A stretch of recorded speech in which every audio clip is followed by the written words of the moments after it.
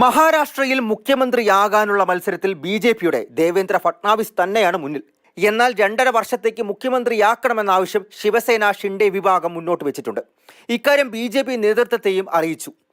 ആദ്യ 2.5 വർഷക്കാലം ഷിൻഡെ മുഖ്യമന്ത്രി, അതിനുശേഷം ബി.ജെ.പി ഭരിക്കട്ടെ എന്നുള്ളതാണ് ശിവസേനയുടെ അവകാശവാദം.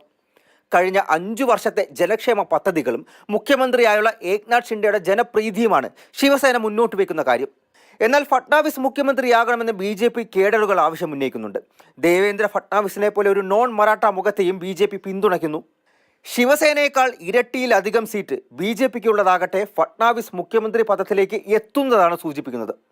അജിത് പവാർ ആണെങ്കിൽ ഉപമുഖ്യമന്ത്രി സ്ഥാനം ലഭിച്ചാൽ അതിൽ സംതൃപ്തനായിരിക്കുമെന്ന കാര്യവും അറിയിച്ചിട്ടുണ്ട്.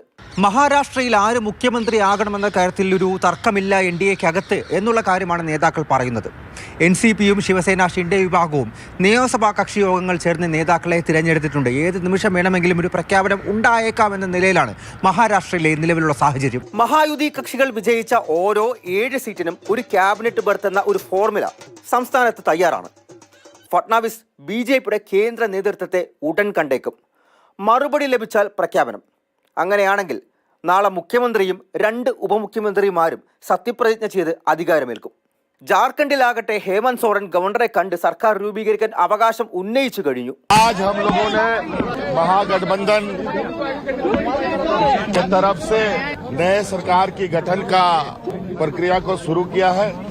ഏക് ഹി നാര ഹേമന്ത് ദോബാര എന്ന മുദ്രാവാക്യവും ഗോത്രവർഗ വികാരം ഉയർത്തിയുള്ള പ്രചാരണവുമെല്ലാം ഇന്ത്യ സഖ്യത്തിന്റെ മുഖ്യമന്ത്രിയായി ഹേമന്ത് സോറൻ മടങ്ങിയെത്തുമെന്ന കാര്യം വ്യക്തമാക്കിയതാണ്. ഈ മാസം 28-ന് പുതിയ സർക്കാർ സത്യപ്രതിജ്ഞ ചെയ്ത് അധികാരമേൽക്കും. സഖ്യകക്ഷികൾക്ക് നൽകേണ്ട പദവികളിലടക്കം ചർച്ചകൾ അന്തിമഘട്ടത്തിലാണ്. മാതൃഭൂമി ന്യൂസ്, ഡൽഹി.